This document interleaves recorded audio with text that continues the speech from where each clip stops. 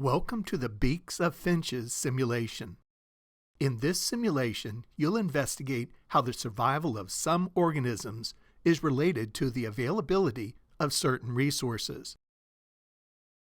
Select one of the three islands displayed on the screen, and then the Go to Island button on the bottom of the screen. Observe the characteristics of the finch currently on the screen. Select the Start Feeding button on the bottom of the screen. Note the number of seeds eaten by the bird. Repeat the feeding process for a total of 3 trials with this finch.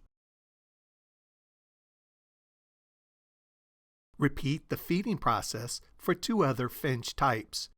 Make sure to note your observations and feeding data.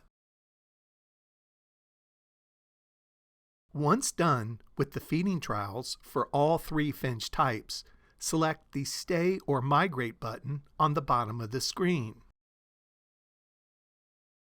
Review the on-screen directions, and based on your observations and data, use the drop-down menu below each finch type to select whether each finch type should stay on this island or migrate to a different island. Choose the Check Answer button to evaluate your selections.